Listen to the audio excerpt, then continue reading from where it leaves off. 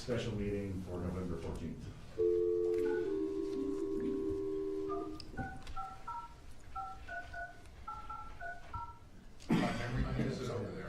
Wow. She said like 2 o'clock or something like that. Yeah, she's got 40 minutes. Where's she Sure. from? She's in Australia, her Melbourne. stepson's from Melbourne. Hi, Elizabeth. Welcome. Hi there. Everything you say will be heard. We're getting ready to start, and we're actually starting because we know you have time constraints. Wow, even very limited. So let's go ahead and get started. Everybody today, welcome everybody to the special meeting for November 14th. Can I get the roll call, please? Oh, pledge of allegiance. I'll need to. I'm one step ahead. I pledge allegiance to the flag of the United States of America and to the republic for which it stands, one nation, under God, indivisible, with liberty and justice for all. Thank you. Teresa, can I get the roll call, please? Councilmember Deloya? Here. Councilmember Lippert? Here. Councilmember Lewis? Here. Vice Mayor Whitmer? Here. Mayor Weiss? Here. Let's go ahead and, just so everybody knows, Elizabeth really isn't a phone. She is actually away, as noted on the agenda, in Melbourne. So we're gonna move to presentations. Not Florida either. Can I get the library presentation, please? Hello. Good afternoon, council, mayors, city management. I'm here. I'm Francisco Vargas, city branch manager of the Atherton Library, and I'm here once again. I come here once a year to give you a brief annual report. You might have received already the glossy document that Emery put together with the admin team. I just want to highlight a few things that we've done this year. Our program attendance went up 3,000 people from the year before.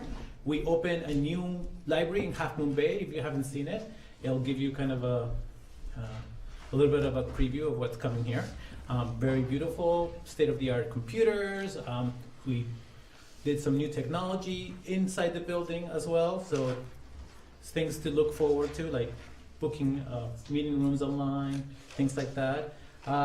Also, we have new additions to our circulating collection. This is a GoPro. We have 5 at each library. You can check it out for 21 days. Anybody, any age, can check it out. It comes with a tripod, SD card, just, it takes underwater footage. So, Wow. yeah, our offerings keep changing every year. And tomorrow. yes, for the, I was thinking for the implosion, we can put cameras in different places and get a slow-mo shot. And, Somebody in Australia ought to have that. yes, absolutely. I already checked it out for 21 days. 21 days. If only you think ahead. She knows now. And although our circulation in general has gone down for books, ebook circulation and online streaming has gone up 79% from last year. So libraries are thriving, especially in the Bay Area. We're busier than ever. We 3 weeks ago moved to the 10th location. It's working wonderfully. Everything but praise from our customers. It's just a smaller version of the old Atherton. We have all the same services. We have actually updated facilities, and so it is a plus. And we're looking to stay there. And my staff is very happy with the way everything has been going on. Some changes, even though there was a time when people couldn't check out or get their holds. Any late fees that were accrued during that period due to not being able to access the library were completely waived. And if anybody comes up in the future with items that were late for some reason or that because of the library not being accessible, we are able to waive those. Also, this is a preview, something in the future. Normally we don't talk about it here, but starting in January, we are moving to a completely fine-free for everybody. We already had done it for youth and children and for seniors, but now everybody with a San Mateo County card checking out materials from the county will have no late fees whatsoever. They only just have to return the items. And then if it's late, it would automatically be erased. Other than that, We had a very successful haunted house. Thank you, town. Thank you, the students from the high school, the local high school. They did an excellent job. I was very impressed with their work, and got a couple of really good articles in the paper, and we were very, very pleased. And programs continue to be popular, especially story time. Even in the new location, we had about 50 people in attendance just a couple days ago. So yeah, I think it's a success, and we're moving forward. And I'll take any questions from the council or anybody. Any questions for Francisco? Please, Bill. While you didn't mention it's not in your book, I saw somewhere that the Atherton Library, I think, is the only library that's offering this, we're giving people hennas. Is that correct? Oh, henna art. Henna tattoos? It's happened in other libraries. Normally we do it at Outreach. We'll have a henna artist, and they'll come and do a little bit. It's kind of like face painting.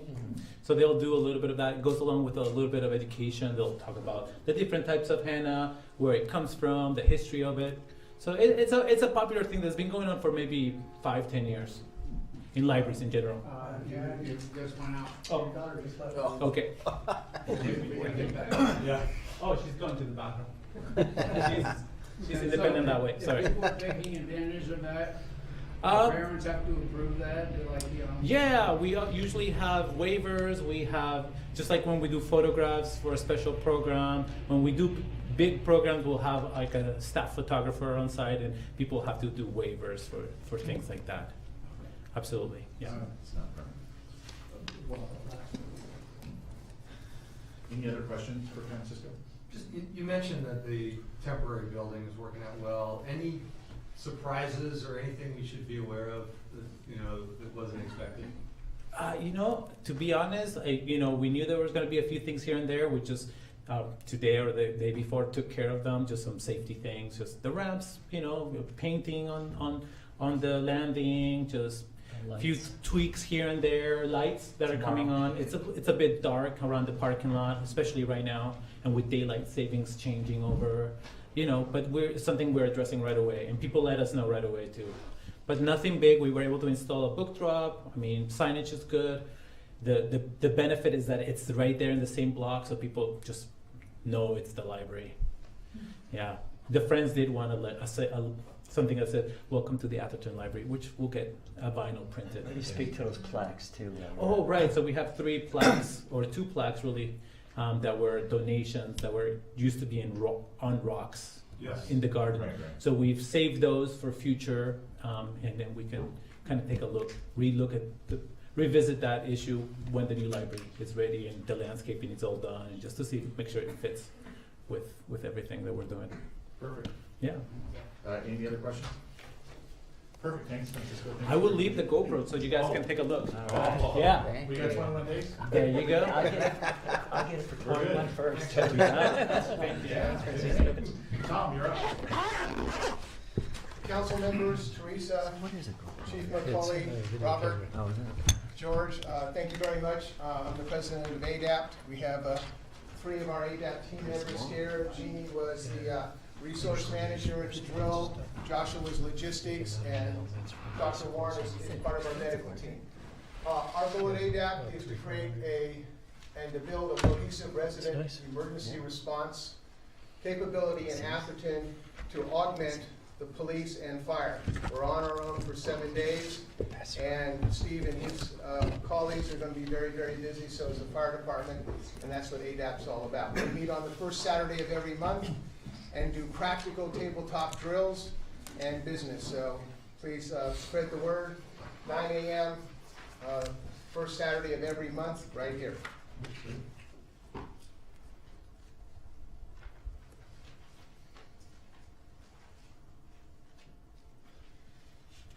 I'll quickly go over what ADAPT is, the drill, what we accomplished, what we learned, and recommendations.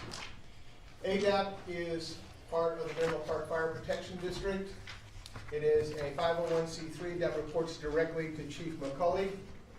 It's Neighbors Helping Neighbors. It's been in existence in various forms for 23 years.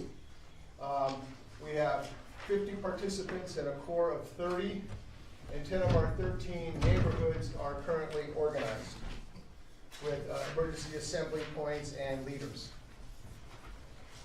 The premise for our September 8th drill, which is a live action, full community drill, was to test the town's response to a major disaster, involve town management, resident responders, CERT volunteers to work together with only modest planning.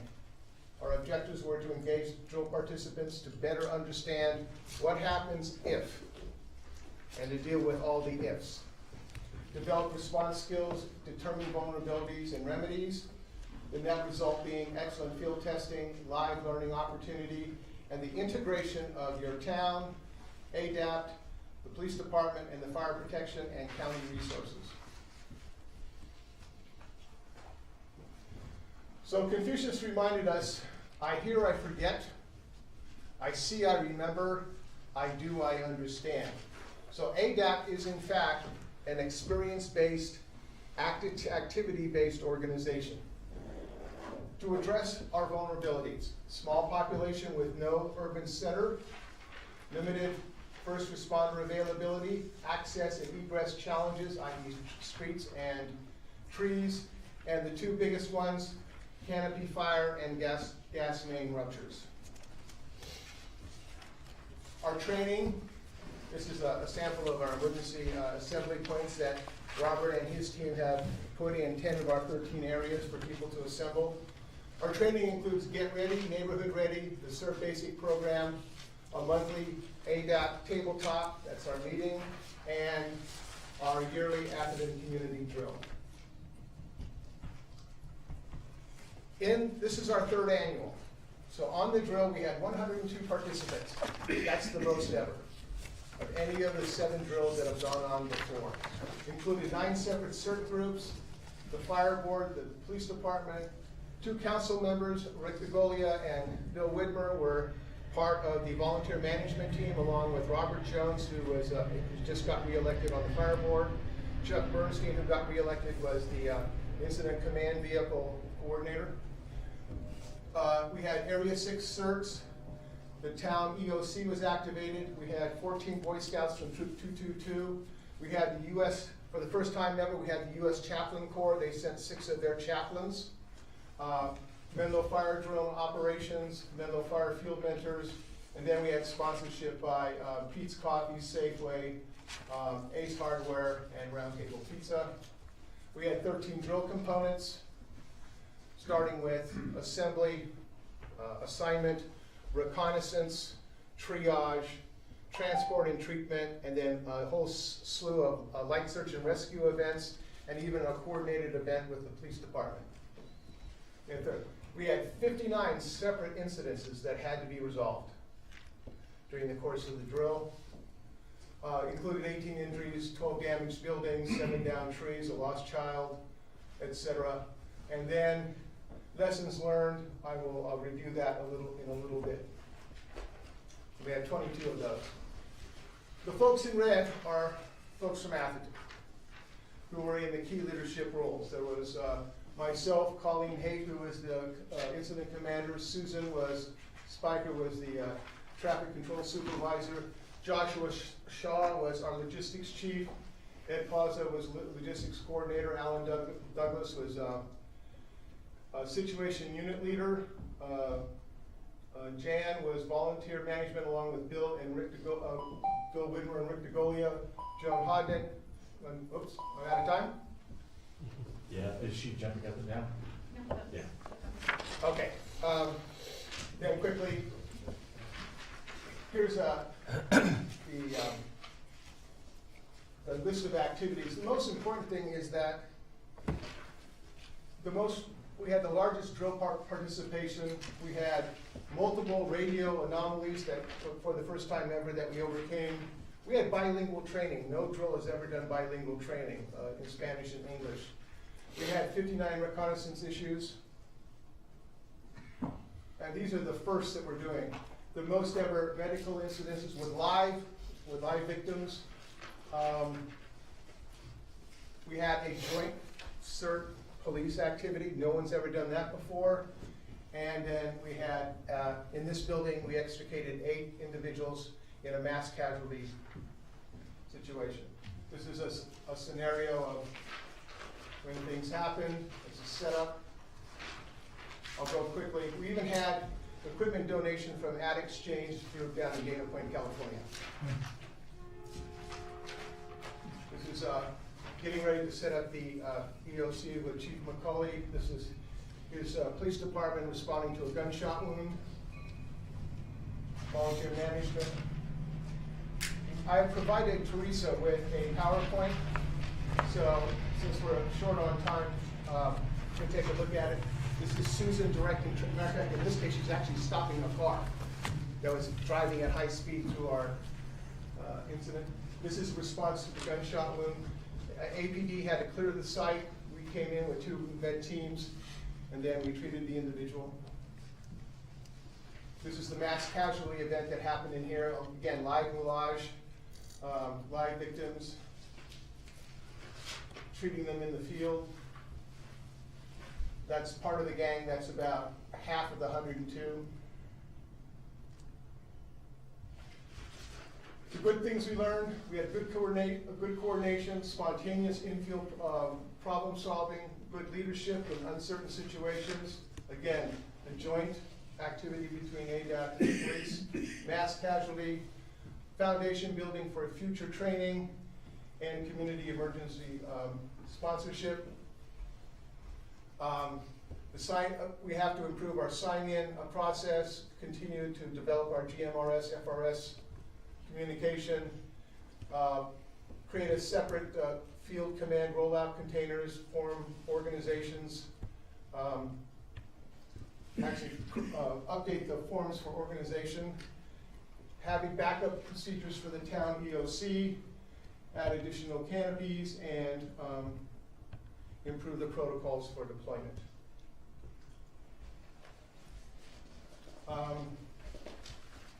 This is a list of future drill considerations, and I'll let you take a look at that on your own. Thank you, Tom. Real quickly, the next drill will be September 7th at Holbrook Palmer Park, and I'm working with the chief right now to bring in some even more exciting activity.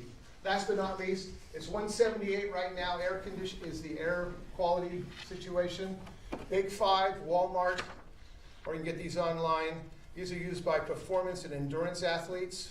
This is 95% oxygen, no weight.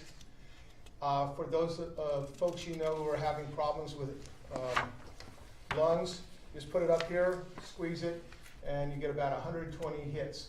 This is part of what we do at ADAPT. We're teaching and showing people practical applications to real world situations. So if folks you know are having a problem, get this at Big 5, which is in Menlo Park. Thank you very much. Thanks, Tom. Any questions for Tom? Good. Tom? Yeah, Tom, I would like to just say thank you and thank all the members of CERT. I know that you guys have a joint meeting coming up with the fire district related to the CERT program. You have some issues. Yes, we do. Okay. When you get done with that, we'd love to have you back in more time so that we can discuss how everything goes. Okay. Perfect. December 1st, 9 a.m., council chambers for our next meeting. Perfect. Again, thank you for all your support. Thanks, Tom, and again, thank you everybody else. In the interest of time, we're moving forward. Any members of the public who would like to make a public comment, any item that is not on the agenda? Wait a minute, there was an issue there. Oh, Has to be on the agenda because it's a set of meetings. on the agenda. Somebody reads their emails. Hey, somebody. So any item that is on the agenda? Seeing none, I'm going to close public comment and move it back to city manager's report, please. Thank you, Mr. Mayor, members of the council. Before I launch into the city manager's report, I do need to ask the council's permission to add an urgency item to the agenda that involves the Civic Center project. Mr. Council, does Councilmember Lepers need to leave the room?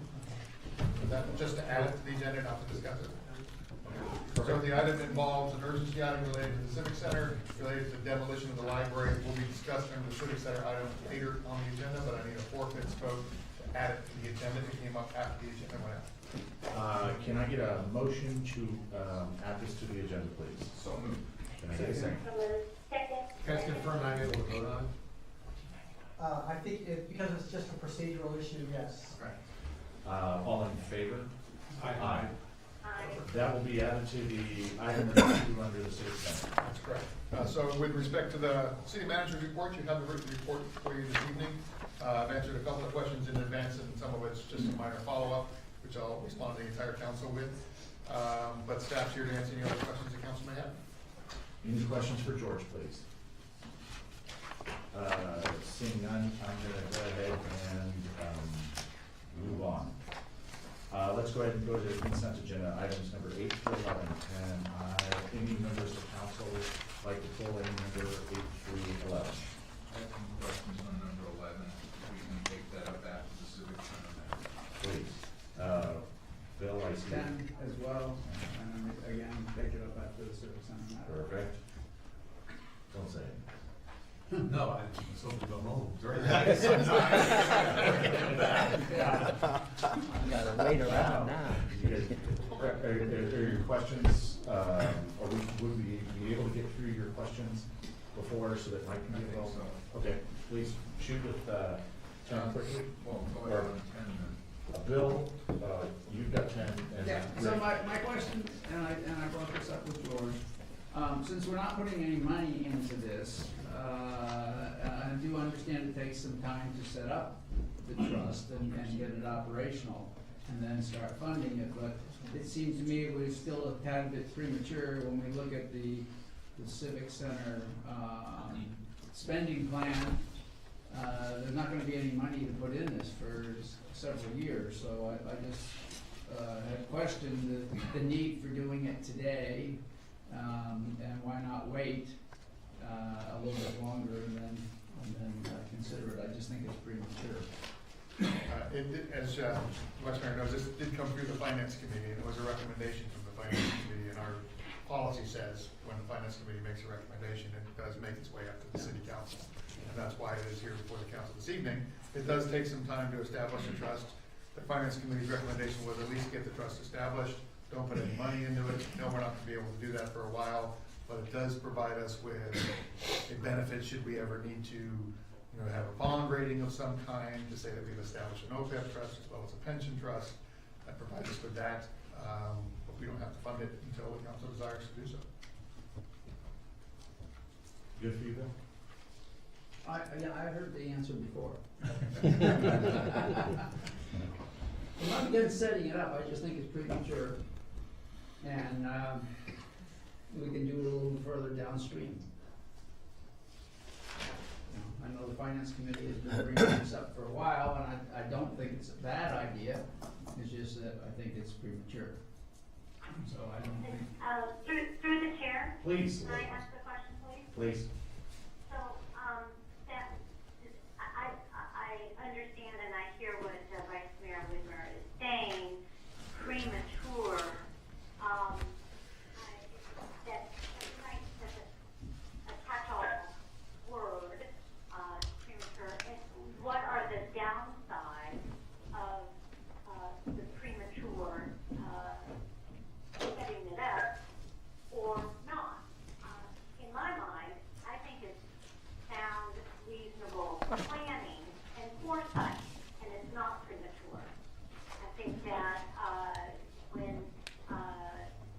you are going to need it, if it's not set up and you're kind of scrambling at the last minute, that would be a bad decision. So I think that, what staff is trying to do is get their ducks in a row and do the right thing, for future planning. And I don't understand why they're saying it's premature. Because it doesn't, you don't want me to say anything. It just, I will say, it also was addressed at the Finance Committee on Tuesday, and it was a preemptive, the same reason they're aware it's on here for future planning. So, I don't know, does that answer your questions, or do you feel comfortable enough with I think it's too early. it? Okay. And if it's there, I don't see it as adds anything if we're gonna go out for a bond or anything like that, because you have a fund set up and you have $0 in it. So I don't think that adds any value to it. Would you like me to pull the item and we can vote on that separately? Yeah. Well, if you're gonna pull the item, I'd like to vote on it now, because I would like to cast my vote. I'm not gonna be able to stay throughout the entire meeting. Okay. Elizabeth, I'm going to go ahead and move to Rick, and then I'll vote, we'll do the vote on everything with the exception of 10 and 11. Or I think Rick's gonna get 11 first. Yeah, just quickly on 11, we didn't talk about this in the one-on-one, but is this basically to enable HDL to look at what there may be, sales tax revenue associated with contracting in the town? Correct.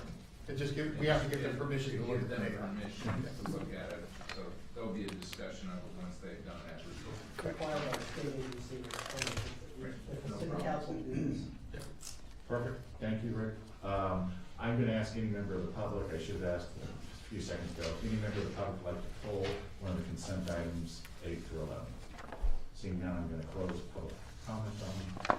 And I'm gonna go ahead and ask for a motion to approve with the exception of item number 10, we're gonna do that separately. 8 through 11, the exception of number 10. Second. All in favor? Aye. Let's go ahead and do item number 10. Can I get a motion to approve item number 10? We just did. So moved. So moved. Second. All in favor? Aye. Aye. Opposed? I'm gonna abstain. I don't think it's appropriate. An abstention for Bill, reason for the abstention? I think it's But I think it's premature. perfect. Let's go ahead. I said all along. Gotcha. We're good? Let's go ahead. Perfect, we're gonna move to item number 12, please. The regular agenda, which is to appoint Park and Rec Commission members and Vice Pedestrian Advisory Committee.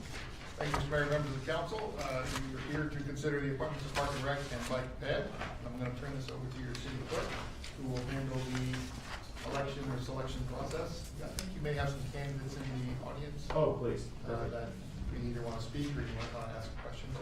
Perfect, and just for process, it's when we pull, everybody votes, obviously Elizabeth's not doing the ballot, she will be texting hers in at the time when we actually hand out ballots. Thank you, Elizabeth.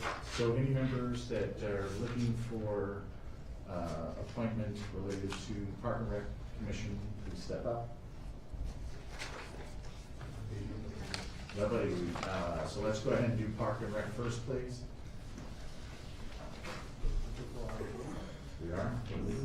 So you have two candidates for that, Mr. Mary Lou Timpson, former Park and Rec Committee member, and Mary Lee Gardner, former Park and Rec Committee member. And there is one slot available. Okay.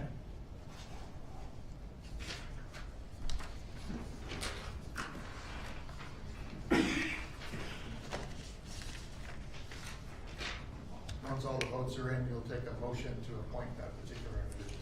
Thank you.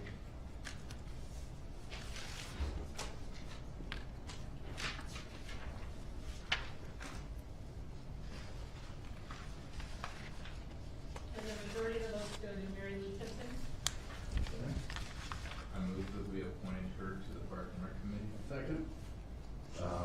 Can I get a roll call vote, please? All in favor? Aye. Aye. Is that a roll call vote? I'd rather have a real roll call. We have the express version of roll call. Councilmember DeValier, Yes. Councilmember Lembers, Aye or yes? Yes. Councilmember Lewis. Councilmember Lewis, Did we lose you? Elizabeth, are you on the phone? Are you on Yes, mute? aye. Aye. Thank you, Elizabeth. Aye. Vice Mayor Whitmer, Yes. Mayor Weeks. Aye. Sorry, Mr. Mayor, when you are through with this, can we go back and adopt the consent with a roll call vote, please, it's required? You did, over the roll call. Gotcha. Well, we have to do a roll call on the consent? On all votes have to be by roll call. Urgency item number 2. Because she's telecommuting in. Oh, Only okay. because of the telecommuting part of it. I apologize. We'll go ahead and move into the next one, which is the appointment for the BPAC. Anybody would like to step up related to BPAC and say anything? Seeing nobody, we'll go ahead and move to, voting. Elizabeth, you again are going to be doing, I got it. thank you. We have Yes. three for this. This is Kevin Kobler, Jerome Lugers and Thea Henry Hamilton for one spot.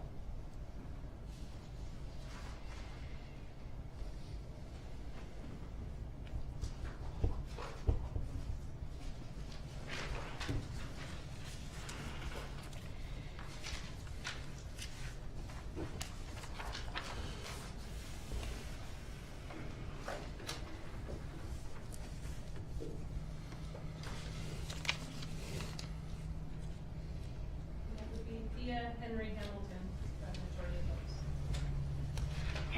Can I get a roll call vote, a motion to approve, second? All in favor? Aye. Roll call. Councilmember DeGolia? Yes. Councilmember Lumpers? Aye. Councilmember Lewis? Aye. Vice Mayor Whitmer? Yes. Mayor Weiss? Aye. So let's go ahead and redo some business here because, the special meeting, apparently, we're gonna go ahead and do the consent agenda. Can I get a roll call vote for the consent agenda on items number 8 to 11 minus number 10? We'll do it separately, apparently. We don't have to do it separately on the item number 10. do we? We already did that. Well, no, there has to be by roll call. Roll call. So, yeah, we should do it the way we did it before. Okay, roll call for, Councilmember DeGolia? Yes. Councilmember Lumpers? Aye. Councilmember Lewis? Aye. Vice Mayor Whitmer? Yes. Mayor Weiss? aye. Can I get, the same thing for item number 10? Like 8,000 Oh, miles Councilmember away. DeGolia? Yes. Councilmember Lumpers? Aye. Councilmember Lewis? Yes, aye. Vice Mayor Whitmer? Same. Mayor Weiss? Aye. I know it's the Brown Act, it's kind of the little rules that we love to follow. We always follow, as you can see. All right, so let's, That was just a procedural thing and like that. all right, so let's go ahead and move to item number 13, please. Marty? Not here, something to recall. So, should I wait or should I wait? I'm good with you. You can go home. Mike's leaving, Elizabeth, Mike's leaving. Man, that's the shortest meeting Mike has attended. Yeah, well, you know, No. I had to buy the house to short the meeting. He wanted some more of his life after. Got a deal for Thank you, Mike. 4.6. Elizabeth, Mike's leaving, Mike's almost out of the room. And we'll be When the moving. door slams, then you know we can start talking. I think she has to leave in like 5 minutes or so. Yeah, I know you're on the clock. I'm telling staff the same thing. Go, item number 1. Mayor, this is, we have 5 items for you for consideration. Most of them are receive and file, and we want some direction on a few others. The first one is a, This is an order of what we have to make some decisions. Oh. Because she's gonna be leaving, and I'm sure Sure, Elizabeth. I can take the emergency item if the council desires for that. Then, Let's do that first. let's go to item number 2, which is the emergency item, and let's get the demo issue dealt with. So the urgency item, which is item number, connected to item number 2, connected to the library demolition, is the Central Valley Environmental is doing the demolition work for the library. And we asked them if they would provide us with a quote to demolish the metal works building that's back here with Steve Tyler's old office, Robert Body's old office. And there's a couple of things in there we could move out and shift some people around as part of the project. The EOC Anyway, also. and the EOC as well. It's gotta be removed, because once we complete the library, the road kind of curves around in that direction, so it takes it out, takes out the generator as well. So the quote they gave us was $14,900 to take down that building, which we think is quite good. And we'll get some money selling off the generator through the auction. We can't use it in any other portion of the facility. That'll give us another $4,000 to $5,000 plus. So the net cost is probably around $10K to remove that building as part of the project. So staff's recommending we authorize that change order. I'm bringing it to the council. It's within my signature authority, but I'm bringing it to the council because it's not connected to the library. It's connected more to the admin PD portion. So I just wanted to get your buy-in before I move forward with it. and can I ask, add one more thing, Mayor, is that if we take the project and move forward with the demo, like the city manager is recommending, and we take that auction or the generator, put it on the auction, make $4,000 to $5,000, whatever, then that will take it out of the current plan sets. Because right now, WNS has that as being relocated into the back of the building in the back. And we estimate that to be about $15,000 to $20,000 for general contractor to do that, to take it and move it back there. And so that's another savings in the project when we get a general contractor on board. that will no longer be a thing they'll have to do. Perfect. Questions for staff, please?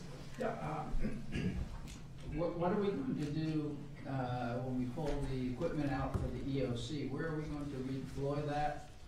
Just in case we have a disaster between now and when we actually start the real work? Well, we've been working on setting up a temporary EOC in the pavilion and part of the carriage house, so Okay. we're working on those.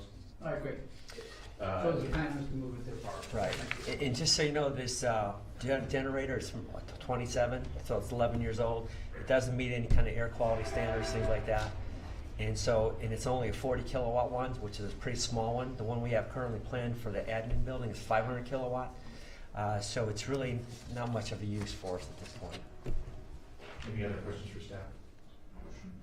Any members of the public like to make a public comment on this item? Seeing none, closing public comments, back to us. Any final comments? I'd like to move that we approve the matter. Do you want a motion on this? A motion to direct, the motion to move. Authorize staff to take the change order. Thank you. I would move that we authorize staff to take the change. I second. Let's get a roll call.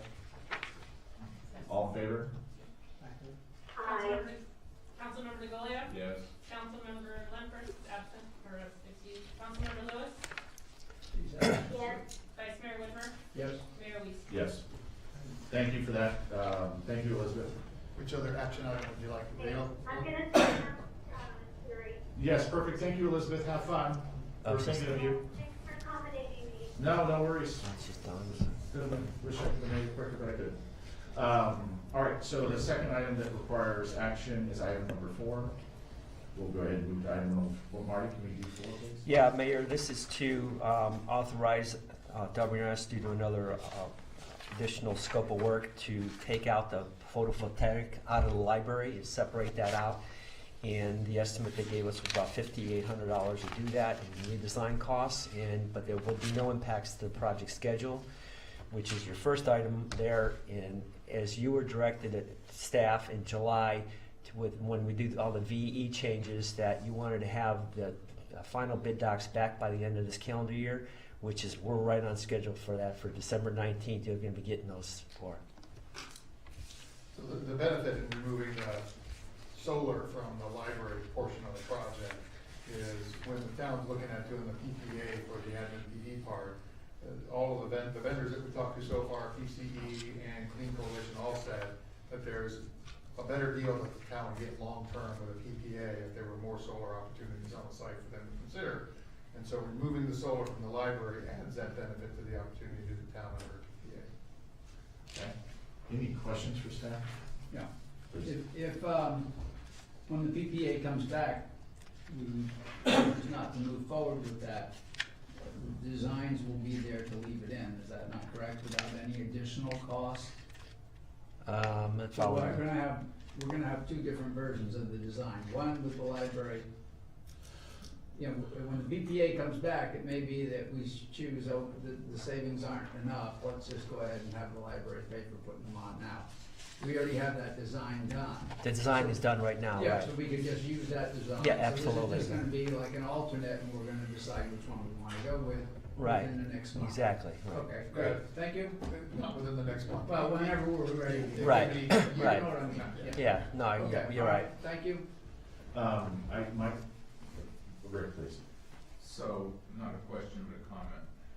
In addition to the project for a PPA being larger and therefore getting a better deal because it meets their thresholds, what we learned from the presentation from PCE is that there are very significant tax benefits associated with solar facilities, and there's something like a 30% federal tax credit, which we can't take advantage of and the library couldn't take advantage of, but in a PPA, the entity that is building it for us could take advantage of those, and therefore it would reduce the aggregate cost by some percentage of that 30%, which, you know, they're gonna pass along I mean, we have to see the bid, but they're gonna pass along a portion of it for sure. So it's absolutely cheaper to do it through a PPA rather than to try to do it ourselves. See the numbers, but the other benefit is that they're responsible then for the maintenance of the. They're responsible for So the maintenance. I can see the value of it, And- it's just and that there- until we bids also come in, we have learned- to figure that out. We learned that there's $217 million in a PG&E fund that can pay for the batteries, and if they can get the tax benefit from Their those, stock then just plummeted. there's further benefits associated. There's that, 2 days a week. Marty, This is this, not PG&E money. It's ratepayer. this is just photovoltaic panels. It doesn't have anything to do with a microgrid component, because that Correct. would be something that in the PPA we'd be. Right, there is no including. microgrid currently in the project. All right, any other questions? Perfect. Any members of the public? Thank you very much. I'm gonna close public comments, come back to us, and can I get a motion, and I'm assuming the roll call on the motion. It's not necessary. No, it's necessary. Nope, it's not necessary. She's not on the phone anymore. Well, wait a minute. What's that? It's not on. Not on the teleconference. voting now, so we just It's on the agenda. Uh-huh. All right, Okay. so, It says, Right. it's, I- the quote from the statute says all That's votes all right. at the meeting. we'll go with it this I'd time. like to move that we Please. increase the scope of work for WRNS and give them more money on top of all the other money that we've already given them, okay? Just keep giving it to them. And keep giving them, to prepare to remove an alternate bid for removing the PV panels from the library so that we may decide to include those in the PPA.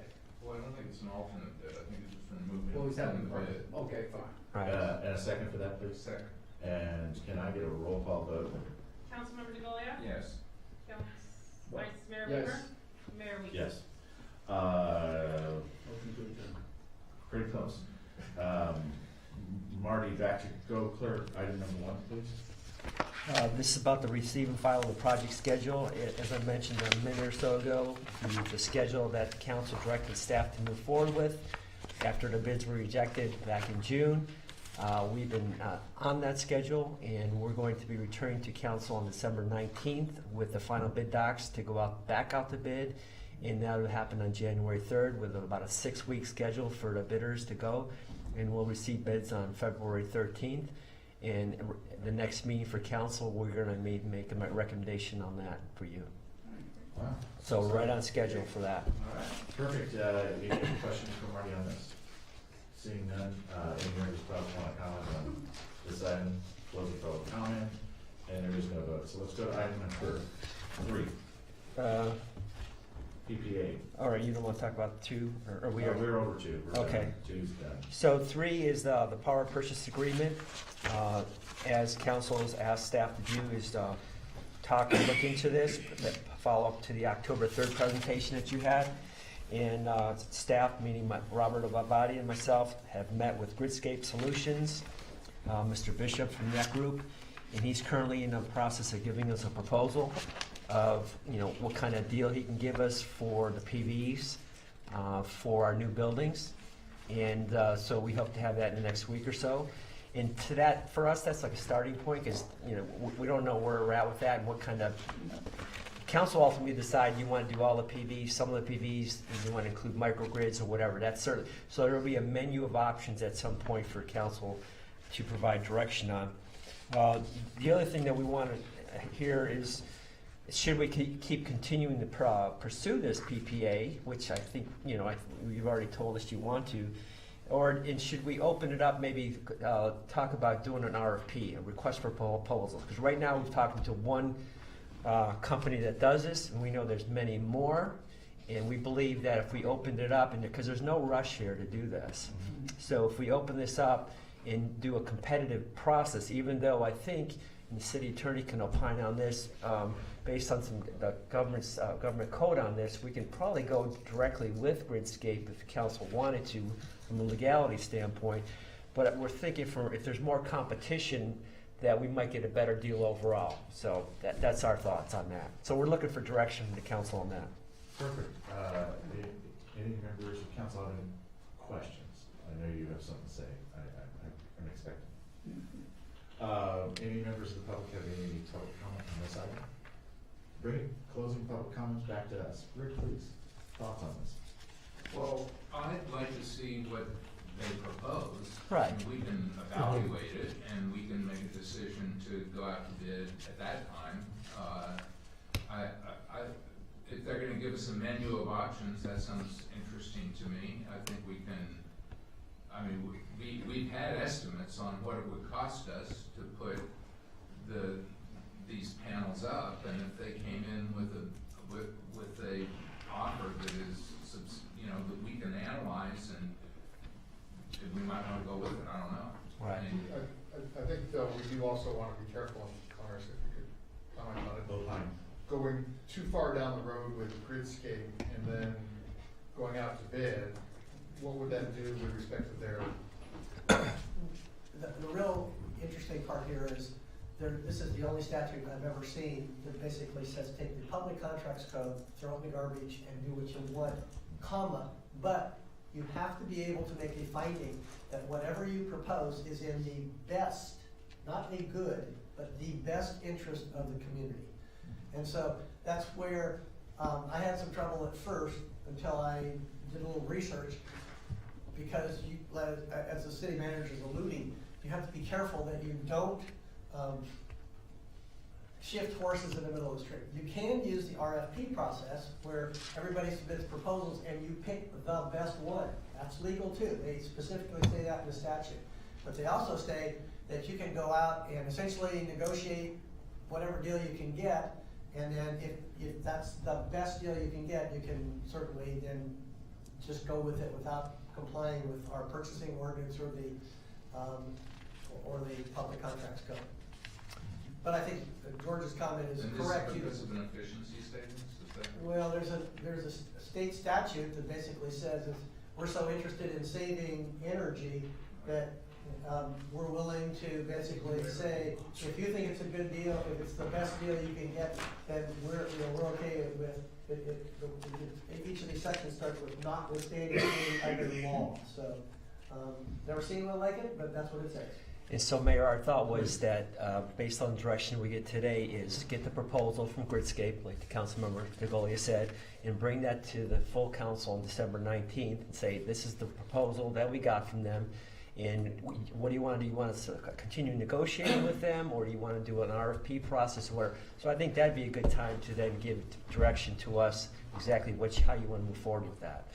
And in between, pardon? I'd move it to January rather than December. Okay. Take a little I agree. breather. Okay. Yeah. Yeah, because it's not, there's no rush here. It might affect Santa. And then we're also going to get a third party to help us analyze this from Clean Coalition. There's a guy named Bob, I forget his last name, that's an engineer that just knows how to calculate this stuff really good. He's worked with us up before on this. And so we hope to engage him to help us with that, so do some analysis on that. So, and just timeline-wise, there's obviously no rush because there's no solar panels in the building. Right. So we actually have a little bit of time to Correct. January on this, so we can Yeah, get kind of absolutely. a feel over it. Right. Please, Bill. If you get one bid, I don't see how you can decide, oh, well, I think there might be a better deal out there.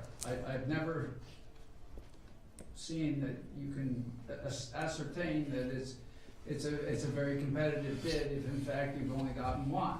My vote would be that we go out and we build an RFP and send it out. There is no rush on it, then we get a real bid.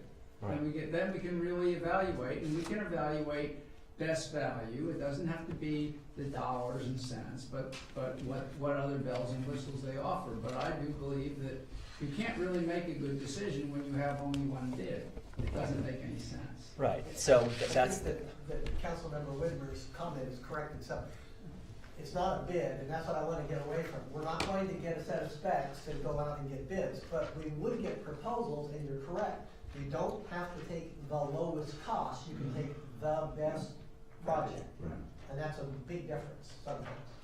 Yeah, it could be based on performance and a lot of different Or other criteria, things, right? right? You know, because Like this that. could be a fly-by-night company that might be here today, gone tomorrow, whatever. But so those are all things that probably in January, like the city manager said, we'll bring forward and have that discussion with the council. Rick, please. In terms of timing, if they're gonna give us a menu that would include batteries, then you have to have space for the batteries. And we have that. We have the space for Yes. the batteries in both buildings. I confirm that. Did you confirm that, Marty? Yes. Great, then there isn't a time urgency. No. Could we do an RFP process and put it out basically at the same time we're putting out the project for bid and get those in? I don't know, we're not gonna get the bids on the project until February or March, right? Right. So assume we could get responses from people quickly. I don't think we need to, just This through the mayor, there's no urgency in issuing it. The building won't be ready to receive the facilities until they're significantly under construction, so there's actually more time. At least a than- year and a half or so, yeah. than, Market. yeah. The prices could change. Yeah, they might change significantly in that time. Yeah, there could be a lot of changes, right? So, I think, are we okay with it coming back in January, at least, giving us? have a further discussion and update on what we get from Gridscape and go from there. Okay. Bill? Well, my vote was to do All right, gotcha. get several other people to give us that, and then we look at the options and decide how we'd like to proceed, so. And we can certainly do that if council directs us to Yeah, do that. I'm not in favor of just going to one supplier and saying, oh, I think this is the deal. And we'll make that decision in January, because Correct. we'll know the OS factor. Yeah. You wouldn't be pulling the trigger in January. No, not, I mean, Discussion. right. We can make a decision at that point about whether we wanna do an RFP or go with whatever Gridscape may propose. Correct.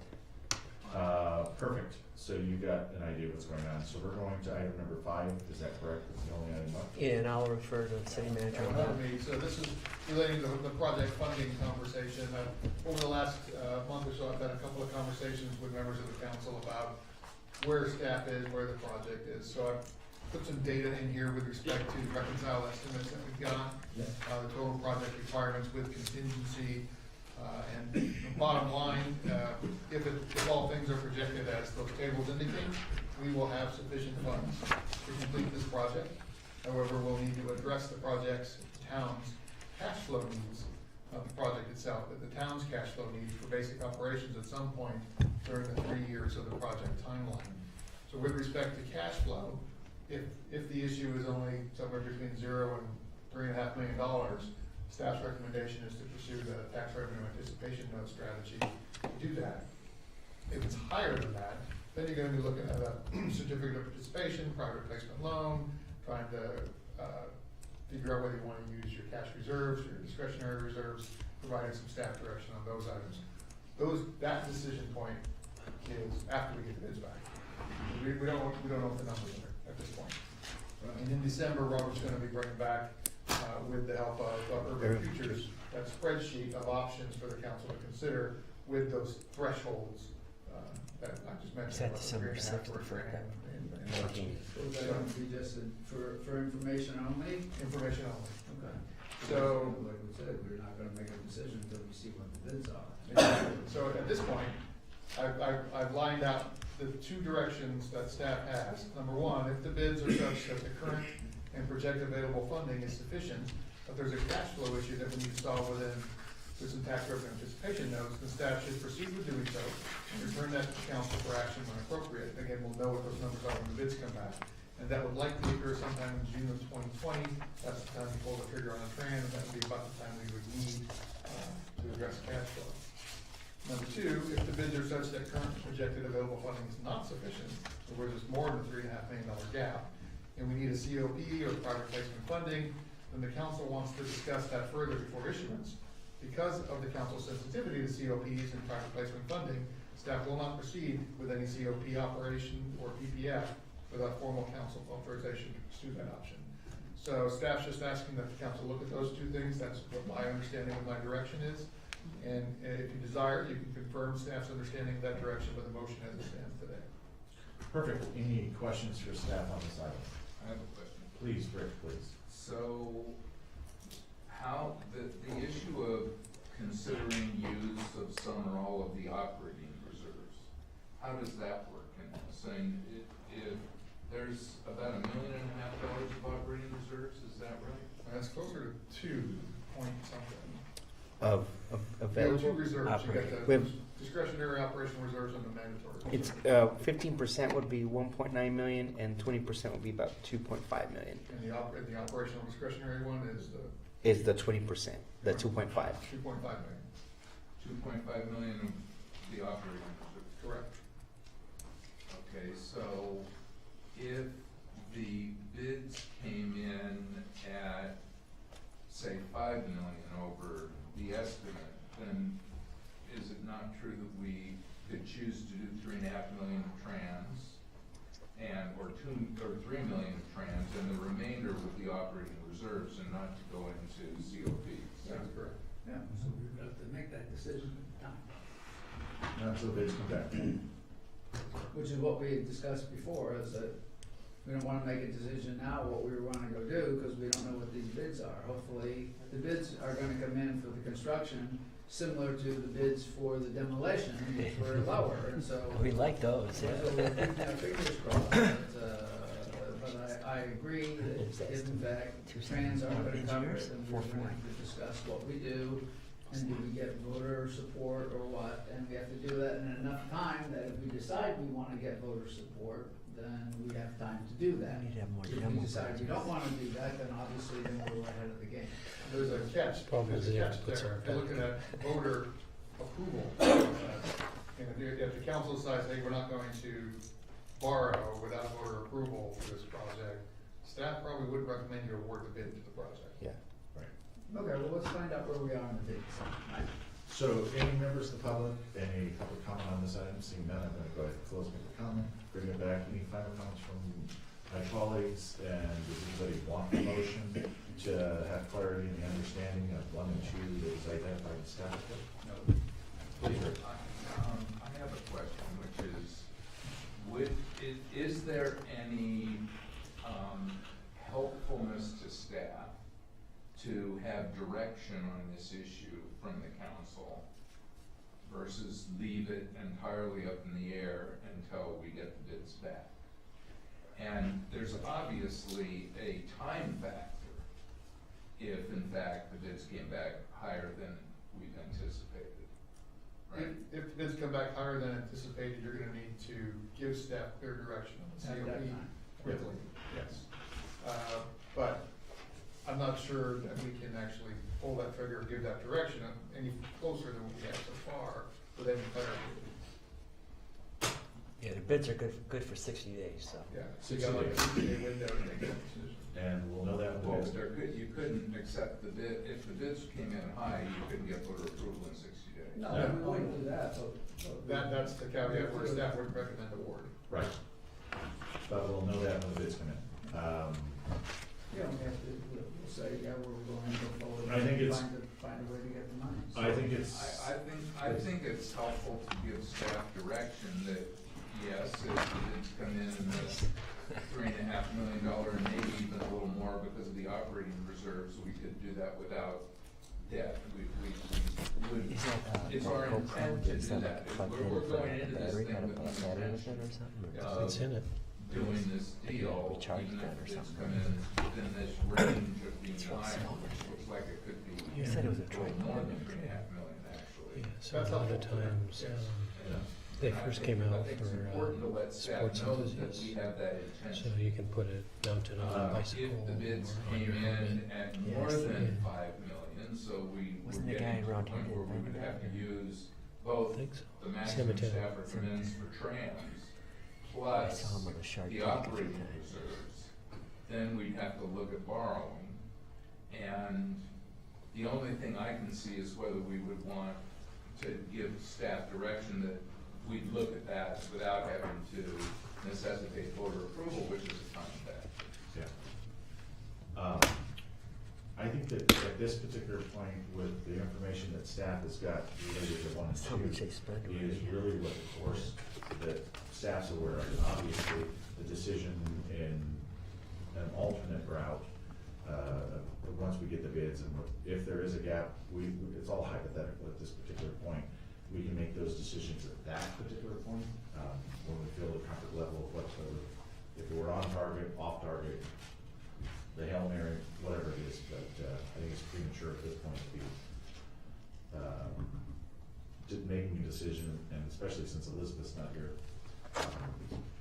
on anything related to that, other than what we know that staff's target is. As long as we all have the understanding that 1 and 2 is exactly the direction staff has had, and we will continue to that direction until we have bids come in. With the further clarity, I think, on the operational reserve, I think all the council, I know it's not motion or direction, but it was everybody nodding their head with respect to the use of operational reserve.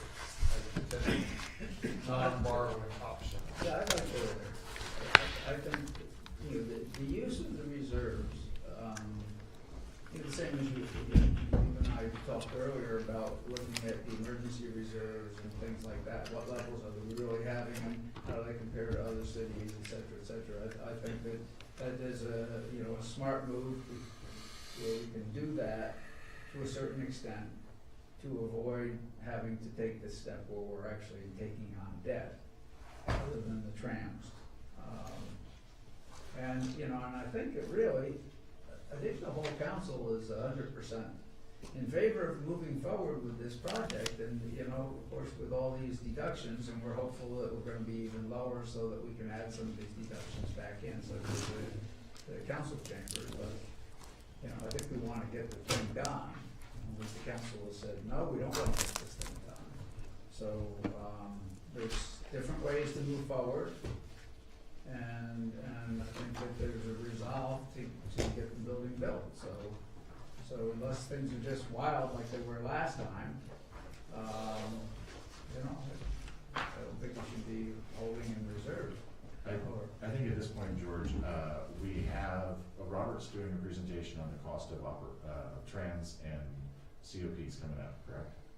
Right. So we'll have a better idea of what those costs are, which will also give us the opportunity to take into consideration on what direction related to operational reserves would be considered at that point. Because it'll be a cost analysis of what the operational needs are between the cost of a trans versus what we already have in operational reserve usage. I think that would probably be the best time to make that decision related to if operational reserves are in consideration, because when we were considering the trans component, operational reserves were not a component of use at that time. Correct, so this is kind of new information. This is new information, and so if the cost of trans is X and cost of using our reserves is whatever, I think that would probably be something to consider when we figure out what the cost of trans are. Right, and just to note, the numbers that are in this table, this is the revised reconciled estimate, so Yes. these are already 40% over what the original bid estimates were. Right. And so a $5 million overage on top of this is another 20% on top of that. Yeah. So I think the direction is, I agree with what Kerry said, that 1 and 2, we're standing behind, and there is some adjustment with respect to the operational reserve, so it gives you a little more flexibility. And I don't think there's any disagreement about limiting the trans to $3.5 million. Yeah. And that's where staff's comfortable. We never even brought that number up. That's So where the staff did, but Yeah. because the trans could go higher than $3.5 million, but there's discomfort from staff to go above that, and I agree with that. Yeah. Well, we should have a discussion on Yeah. it. See what he said. So you got it. I got it. All right, so, since that'll take care of that, I know Marty, you're kind of done talking. We'll move on to any council reports, future agenda Oh, I items, forgot mine. public comments, and final comments, any members? Zach, I'm trying to get you guys to talk. Seeing none, I have closing public comments. I would like to say that. Can I get a motion to Very adjourn? disappointed that Mr. Conlon didn't get elected. Oh, yes, very So disappointed. he'll be joining us And put again. that on the public record. Can I get a motion to adjourn? So